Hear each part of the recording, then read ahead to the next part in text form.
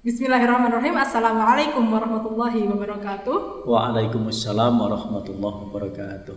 Ya, kembali lagi di channel YouTube Pesantren Asyifa Muhammadiyah Bantul, dan kali ini kita kembali lagi dengan Ustadz Husnul Azhar kita. Assalamualaikum Ustadz. Waalaikumsalam warahmatullahi wabarakatuh. Sehat Mbak Anin ya? Alhamdulillah. Ustadz apa kabar? Alhamdulillah sehat. Ya, insya Allah Ustadz Azhar mohon doanya sehat terus agar bisa selalu memberikan ilmu kepada kita dan Amin. berbagi dan menjadi jariah untuk Ustadz. Amin. Dan untuk kali ini kita akan membahas mengenai pemikiran aktual juga yang merupakan salah satu cabang dari pemikiran ideologi-ideologi yang sudah kita bahas sebelumnya, yakni mengenai liberalisme, kemudian ada pluralisme, dan kali ini kita akan membahas mengenai feminisme. Apa itu feminisme? Penasaran? Maka langsung saja kita tanyakan ke pakarnya, Ustadz Azhar. Jadi ini Ustadz, apa itu feminisme dan bagaimana ini feminisme bisa muncul, Ustadz? Ya, terima kasih Mbak Hanin. Jadi paham feminisme ini harus kita dudukkan dalam perspektif Islam. Sudah kita kaji di materi sebelumnya bahwa Islam itu merupakan agama yang harus kita yakini sebagai pedoman, sehingga apapun yang kita hadapi dalam kehidupan sehari-hari itu harus dilandaskan kepada tuntunan Al-Quran dan hadis yang kita jadikan sebagai pedoman. Nah, faham feminisme ini adalah salah satu paham yang itu turunan daripada aliran dalam pemikiran liberalisme. Nah, dalam beberapa tulisan ini juga bisa kita lihat bahwa ternyata beberapa tokoh muslim kita itu juga banyak yang membawa paham feminisme yang sebenarnya itu adalah berasal atau berawal dari pemikiran barat yang dibawa kepada pemikiran Islam ya, dalam bagaimana memposisikan perempuan itu. Nah, maka pemikiran feminisme terutama yang dimunculkan oleh tokoh-tokoh muslim ini harus kita waspadai, apakah sudah sesuai dengan pedoman Al-Quran dan hadis atau bahkan menyeleweng.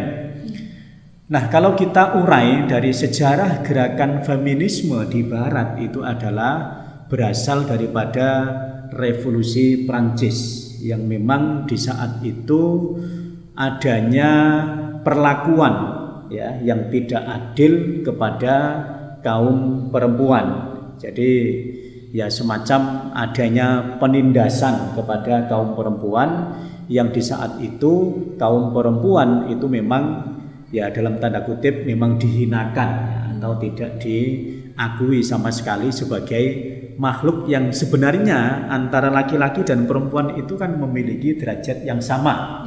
Walaupun nanti akan kita kaji bahwa kesamaan itu tidak harus sama persis ya, karena memang masing-masing memiliki fungsi yang berbeda. Nah, maka dari sejarah ini ya sebenarnya nanti juga harus kita dudukkan nah, bagaimana Islam itu ya menuntunkan kepada kita di dalam menghormati atau memposisikan perempuan ya menurut Al-Quran dan As-Sunnah. Oke. Berarti kan tadi sudah ada sejarahnya nih feminisme ya Ustaz. Maka apa feminisme ini, paham ideologi feminisme ini relate dengan paham gender dalam Islam Ustaz? Apa mereka sama dan bisa dimasukkan atau memang bertolak belakang atau bagaimana Ustaz? Ya, sebelum menjawab kepada sama atau tidak antara gerakan feminis barat dengan konsep ya gender dalam Islam ya, saya cuplik dahulu ya tentang bagaimana keadaan masyarakat jahiliyah dahulu di dalam memposisikan perempuan sebelum Islam itu hadir. Dalam beberapa buku, misal dalam salah satu buku yang dikarang oleh Al-Mubarakfuri. Ini salah satu buku tentang Sirah Nabawi. Ya, di dalam buku itu disebutkan bahwa Jazirah Arabia ketika itu ya sebelum Islam datang itu memang juga hampir sama dengan mungkin ya dengan keadaan di Prancis ketika revolusi Prancis itu. Berarti perempuan tersisih gitu Ustaz? Iya. Contoh kasus misalnya, ya, pada waktu itu belum ada syariat pernikahan. Iya. Ya. Nah, maka pada waktu itu ketika ada orang tua yang sudah memiliki anak perempuan dan dia sudah beranjak dewasa, ya, gadis lah ya, maka kemudian orang tua itu akan memasang semacam umbul-umbul atau bendera di depan rumah sebagai pertanda bahwa di rumah itu ada gadis yang siap untuk ditiduri bagi pemuda siapa saja yang datang ke rumah itu. Berarti bebas gitu Ustaz? Iya, nah ini kan menandakan bahwa ya tidak ada penghargaan sama sekali kepada perempuan. Sehingga nanti kemudian berapa yang datang ke rumah itu nanti diundi. Ya, ketika anaknya sudah lahir, nanti ketika gadis tadi sudah mengandung dan melahirkan, anaknya mirip siapa, nanti dia yang kemudian bertanggung jawab. Ya, atau kalau tidak ya diundi, nanti nama siapa yang muncul ketika diundi itu, maka laki-laki itulah yang nanti yang menjadi suami dari gadis yang sudah ditiduri sekian banyak orang tadi. Nah, ini kan menggambarkan bahwa kondisi di saat itu juga sangat tidak menghormati derajat perempuan. Contoh yang lain misalnya, pembunuhan yang terjadi di saat itu kepada anak yang berjenis kelamin perempuan. Dalam sirah ya bisa juga kita lihat bahwa ada salah satu riwayat yang menyampaikan bahwa Umar ibnul Khattab sebelum masuk Islam itu kan juga sempat membunuh putrinya. Berarti kakaknya Hafsah. Iya, karena di saat itu kan dalam riwayat disebutkan bahwa Umar ibnul Khattab itu ketika sudah masuk Islam itu kan tiba-tiba sering menangis dan juga tiba-tiba sering tersenyum sendiri. Nah, kemudian beberapa sahabat itu memberanikan untuk bertanya, kenapa wahai Umar engkau itu kadang-kadang menangis, kemudian kadang-kadang juga ketawa, tersenyum sendiri. Nah, kemudian ternyata Umar ibn Khattab menjawab kenapa beliau menangis, karena pada waktu itu beliau sempat membunuh anak putrinya. Ya, jadi dalam sirah dijelaskan bahwa jiwa keibuan dari istri Umar itu ya itu berhasil menyembunyikan anak itu sampai usia sekian. Ya, dalam sirah memang tidak disebutkan usia berapa, tapi anak itu sudah bisa diajak main-main oleh Umar. Nah, suatu ketika diajaklah main-main ke padang pasir. Nah, tiba-tiba pengen pipis. Nah, setelah pipis kemudian kan ketahuan loh, ini kok berjenis kelamin perempuan. Maka kemudian Umar berpura-pura untuk mengajak main-main dengan menggali pasir, kemudian anaknya disuruh masuk dan ditimbunlah dengan pasir mati. Itu yang menyebabkan Umar itu menangis. Sebodoh itu ya, kok kemudian dengan mudahnya, dengan keyakinan yang salah dia membunuh anak putrinya. Kenapa dia sering ketawa? Nah, pada waktu itu karena ketika Umar itu masih belum masuk Islam, ketika mau melakukan perjalanan jauh, beliau sering sangu kurma. Nah, kurma itu dibentuk seperti berhala untuk disembah. Ketika waktunya sembahyang, dia menyembah kurma itu. Ketika lapar, itu kurma itu dimakan. Nah, mosok hamba kok makan Tuhannya. Nah, itu yang menyebabkan Umar itu sering ketawa. Nah, jadi keadaan seperti itu ya, Jazirah Arabia sebelum Islam datang itu penghormatan kepada perempuan seperti itu. Satu lagi mungkin yang saya cuplik, dulu ada perbudakan yang setelah Islam datang kemudian perbudakan itu dihapus. Budak perempuan itu boleh boleh diperlakukan apa saja ya oleh tuannya. Kalau itu budaknya perempuan maka dia boleh ditiduri, boleh dijual, boleh jual beli ya, boleh diwariskan sampai seperti itu. Nah, ini kan menggambarkan bahwa di saat itu ya perempuan ya itu memang ya tidak berharga sama sekali. Nah, ketika Islam itu datang kemudian Islam memposisikan perempuan itu ya sebagaimana mestinya. Nah, tapi nanti akan kita kaji ya, nanti akan saya sampaikan kalau waktunya cukup nanti. Jadi memang berbeda antara paham gender barat dan paham gender dalam perspektif Islam itu. Tapi memang awal mulanya itu memang hampir-hampir sama. Jadi ada ketidakadilan ya di dalam memposisikan perempuan itu, kemudian muncullah pemikiran kalau di barat itu kemudian dinamai dengan gerakan feminisme itu. Nah, kemudian dalam Islam itu kemudian diselesaikan dengan adanya tuntunan dari Al-Qur'an dan hadis ya di dalam menghormati perempuan ya. Tapi Ustadz ya, kan tadi Ustadz sudah menyebutkan mengenai adanya penghapusan budaya patriarki ketika Islam datang dan lain sebagainya.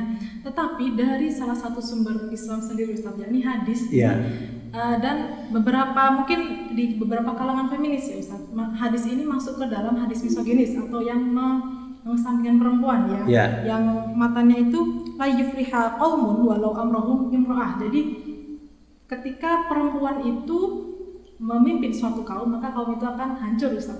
Maka apakah hadis ini masuk dalam kriteria yang misoginis, yang mengesampingkan perempuan, atau bagaimana Ustaz? Ya. Jadi nanti juga tersambung dengan salah satu ayat ini ya di dalam surat An-Nisa ya, surat yang keempat ya, surat yang keempat ayat 34. Allah menyampaikan a'udzubillahi minasyaitonirrajim ar-rijalu qawwamuna 'alan nisa. Ayat ini juga sering menjadi perbincangan ya di dalam kajian atau diskursus tentang gender ini. Nah, maka ini saya kaitkan dengan pertanyaan sebelumnya tadi yang sudah Mbak Hanin tanyakan, apakah ada kesamaan antara gerakan gender barat dengan paham atau konsep gender dalam Islam? Perlu kita pahami bahwa yang disebut dengan kesetaraan ya, atau keadilan gender ya, yang disebut dengan keadilan itu memang tidak melulu harus sama. Ini yang perlu kita pahami. Jadi keadilan itu yang dinamai dengan keadilan itu kan kalau kita maknai kan menempatkan sesuatu pada tempatnya sesuai dengan porsinya, itu namanya adil. Maka adil tidak harus sama. Nah, kalau paham gender barat ya, itu kan apa-apa harus sama. Contoh misalnya paham gender yang terlalu ekstrim misalnya. Kalau laki-laki itu tidak mengandung dan tidak melahirkan, maka perempuan juga harusnya punya hak untuk boleh tidak mengandung dan boleh untuk tidak melahirkan. Nah, ini kan sudah kebablasan kalau begini ini. Ya. Ini yang tadi saya sebut dengan bahwa ada perbedaan ya antara paham gender barat dengan konsep gender dalam Islam itu ya. Walaupun tadi awalnya pemicunya ya sejarahnya mungkin agak sama ya, tetapi penyelesaiannya jelas berbeda. Tadi saya sebut bahwa adil itu tidak harus sama. Maka kalau kita lihat dari bentuk fisik saja misalnya, dari organ tubuh, itu kan memang tidak bisa sama.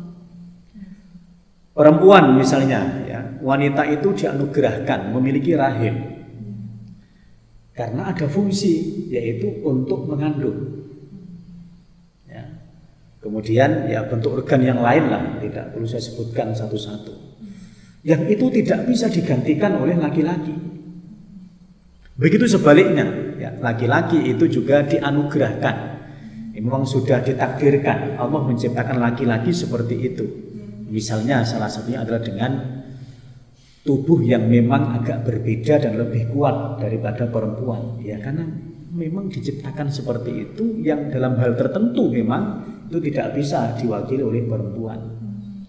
Nah, jadi yang dinamakan dengan pemahaman gender secara adil itu adalah ya tidak harus sama, tetapi bagaimana memposisikan perempuan itu memang dengan fungsinya, ya, laki-laki juga difungsikan sebagaimana fungsinya. Nah, kalau kemudian kita sambungkan dengan pertanyaan hadis tadi, ya. Nah, terus bagaimana hadis tadi itu? Apakah hadis tadi itu juga termasuk daripada ajaran dalam Islam yang juga memposisikan perempuan itu di kelas kesekian, nah, gitu kan? Hadis itu harus kita pahami asbabul wurudnya. Jadi asbabul wurud itu kan sebab turunnya hadis. Kalau Al-Quran itu kan asbabun nuzul, ya, sebab turunnya ayat. Walaupun tidak semua ayat, tidak semua hadis punya asbabul nuzul atau asbabul wurud. Nah, kebetulan hadis ini memang punya asbabul wurud. Ya. Jadi hadis ini itu kan turun atau disampaikan Nabi ketika itu memang ketika keadaan di masa itu wanita itu memang belum terdidik, belum terpelajar. Sehingga karena perempuan itu belum memiliki pendidikan yang cukup, belum memiliki keilmuan yang cukup, ya, maka jelas kondisinya berarti masih ada pada taraf kebodohan. Nah, ketika amanah menjadi pemimpin itu nanti diberikan kepada orang yang tidak punya ilmunya, maka jelas akan hancur. Nah, maka dalam kajian hadis ini dipahami punya asbabul wurud tadi. Kenapa perempuan dilarang untuk memimpin? Karena ada ilah atau ada sebab, kausa hukum. Ya, sebutannya ilahnya yaitu karena perempuan waktu itu belum terdidik. Nah, dalam kajian hukum Islam, kalau ilah itu sudah hilang, nah maka kemudian berarti dipahami kebalikannya. Oh, berarti perempuan itu boleh menjadi pemimpin ketika perempuan itu sudah terdidik, ya, sudah memiliki pengetahuan yang cukup dan sebagainya. Nah, maka untuk zaman ini, ya, kalau ada pertanyaan boleh tidak perempuan itu menjadi pemimpin, ya boleh-boleh saja kalau dia memang mumpuni, dia punya kapasitas untuk menjadi pemimpin itu. Lah hadis ini bagaimana? Hadis ini kan yang dilarang adalah perempuan yang tidak punya cukup ilmu, ya, perempuan yang memang belum terdidik, sehingga nanti dikhawatirkan amanah menjadi pemimpin tadi nanti malah tidak tuntas untuk diampu, ya, ketika menjadi pemimpin itu. Berarti kalau hadis ini terkait dengan psikologinya, ya Ustaz? Ya, psikologi sekaligus ya keadaan pendidikan ketika itu, kapasitas pendidikannya. Maka termasuk ayat tadi surat An-Nisa ayat 34 tadi. Jadi tidak kemudian ya hanya laki-laki saja yang menjadi pemimpin bagi wanita, karena ayat tadi itu kalau kita runut ayat-ayat setelahnya itu kan sebenarnya itu membahas tentang kepemimpinan di dalam lingkup keluarga. Maka laki-laki ya itu memang harus menjadi kepala keluarga, menjadi pemimpin dalam keluarga itu. Ya, jadi tidak melulu harus laki-laki yang menjadi pemimpin, tapi perempuan dalam keadaan tertentu itu juga boleh. Tapi kalau dalam lingkup rumah tangga maka memang laki-laki yang menjadi pemimpin tadi, ar-rijalu qawwamuna 'alan nisa itu tadi. Nah, maka sebenarnya kalau dari sini bisa kita pahami, ya, bahwa perempuan itu dalam perspektif Islam itu ya boleh-boleh saja berkiprah di ranah publik, menjadi kepala sekolah, ya, atau menjadi guru misalnya, menjadi ketua program studi di universitas, ya. Bahkan jadi presiden pun ya sah-sah saja, boleh-boleh saja. Yang penting dia punya ilmu tadi. Dengan catatan kewajiban dia sebagai seorang ibu rumah tangga di bawah kepemimpinan suami di rumah tadi itu memang sudah beres semuanya, tidak ada masalah. Urusan keluarga tidak ada masalah, urusan mendidik anak juga tidak ada masalah. Maka boleh-boleh saja perempuan itu menjadi pemimpin di ranah publik tadi. Ya. Tadi kan sudah membahas mengenai di perspektif Islam dan gender dalam Islam, ya Ustaz. Kemudian kan kita sudah membahas nih, pasti kita akan kembali membahas di Muhammadiyah, Ustaz. Ya. Jadi kalau bagaimana ini Muhammadiyah menyikapi paham gender ini dan bagaimana perspektif Muhammadiyah sendiri, Ustaz? Ya. Di pembahasan tadi memang belum kita rinci ya bagaimana konsep gender dalam Islam itu. Nah, kita ambil misalnya di apa yang dipahami oleh Muhammadiyah ya di dalam menyikapi bagaimana Islam itu mendudukkan perempuan. Nah, di Muhammadiyah itu ada salah satu organisasi otonom yang dinamai dengan Aisyah, yang dulu pertama kali ya ketika tanggal 19 Mei 1917 itu didirikan Sokotrisno. Ya, yang kemudian sekarang menjadi Aisyah. Ya, ini adalah salah satu gerakan wanita ya yang sudah cukup lama dan memiliki jaringan yang juga cukup kuat seperti halnya Muhammadiyah. Nah, Aisyah ini kalau kita lihat ya, bagaimana sebenarnya perempuan dalam Islam itu ya, kalau kita memberikan contoh ya seperti ibu-ibu Aisyah itu. Ibu-ibu Aisyah itu juga berkiprah di ranah publik ya, maka banyak ibu-ibu Aisyah itu yang menjadi kepala sekolah ya, kemudian juga aktif di kampus misalnya, menjadi pengusaha juga banyak. Tapi urusan keluarga juga tidak keteteran. Nah, ini kan berarti contoh yang saya kira bisa untuk kita lihat sebagai suatu contoh bagaimana perempuan itu harus memposisikan diri ya. Jadi Sopotrisno atau cikal bakal dari Aisyah itu kan juga bermula di saat itu yang juga pada tahun-tahun 1917 itu kan perempuan juga masih dianggap sebagai swarga nunut roko katut. Di saat itu kan bahasanya begitu. Jadi nunut dan katut itu dalam bahasa Jawa itu kan memiliki makna yang ya hanya ikut saja. Dia tidak punya peran sama sekali. Ya, kalau dia itu bisa masuk surga itu karena suaminya. Kalau dia masuk neraka itu karena suaminya juga. Berarti dia tidak punya kekuatan apa-apa. Maka kemudian muncullah gerakan Sopotrisno yang menjadi cikal bakal Aisyah itu. Yang kemudian perempuan itu punya bergaining. Coba sekarang ibu Aisyah itu. Dulu awal ya ibu-ibu Aisyah itu banyak menginisiasi sekolah-sekolah di tingkat TK. Maka di pelosok manapun negeri ini yaitu biasanya mesti ada TK Aba, Taman Kanak-kanak Aisyah Husnul Atfal. Kemudian sekarang juga sudah beranjak kepada amal usaha lain, misalnya panti asuhan. Juga sudah banyak ibu-ibu Aisyah yang mendirikan panti asuhan. Termasuk kemudian juga beranjak ke SD. Sekarang tidak hanya SD Muhammadiyah, tapi juga ada SD Aisyah. Beranjak kepada SMP.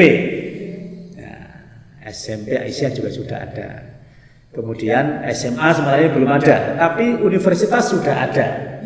Unisa yang ada di Jogja. Nah, ini yang menginisiasi, yang mengurusi Ibu Aisyah. Nah, jadi harusnya seperti itu ya. Jadi perempuan ya dalam perspektif hukum Islam seperti yang dipahami Muhammadiyah itu ya boleh-boleh saja berkiprah di ranah publik. Yang terpenting adalah urusan di dalam keluarga itu sudah tuntas terlebih dahulu. Jadi tidak ada larangan untuk berkiprah di ranah publik. Ya. Nah, maka kalau kita lihat dari situ, ini kan berbeda ya antara paham gender barat yang cenderung liberal bebas tadi itu, perempuan harus sama persis dengan laki-laki. Ya susah nanti karena beberapa organ tubuh tadi tidak bisa kita samakan. Nah, kalau dalam perspektif Islam kan jelas itu. Urusan melahirkan, urusan menyusui ya, urusan rumah tangga itu kan banyak diperankan oleh perempuan, tapi tidak dilarang ya untuk berkiprah di ranah publik itu. Ya. Wah, ini pembahasannya sudah cukup lama Ustaz. Ya. Sudah memakan waktu yang cukup lama sekali. Jadi untuk materi feminisme dan gender dalam Islam kita sudahi dulu ya. Alhamdulillah, terima kasih Ustaz Azhar telah memberikan materi mengenai paham gender dalam Islam dan juga dalam perspektif Muhammadiyah khususnya.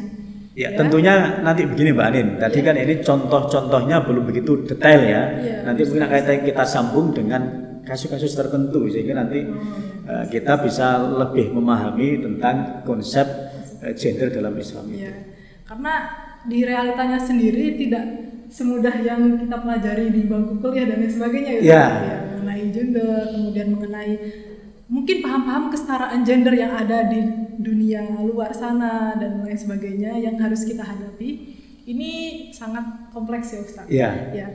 Dan untuk kali ini saya tutup video ini ya dengan salah satu quotes dari ibunda orator dari Aisyah, Ibu Siti Munjiah ya. perempuan dan lelaki Islam itu masing-masing berhak berkemajuan dan berkesempurnaan. Terima kasih telah menonton. Syukran ala ihtimamikum. Wassalamualaikum warahmatullahi wabarakatuh. Waalaikumsalam warahmatullahi wabarakatuh.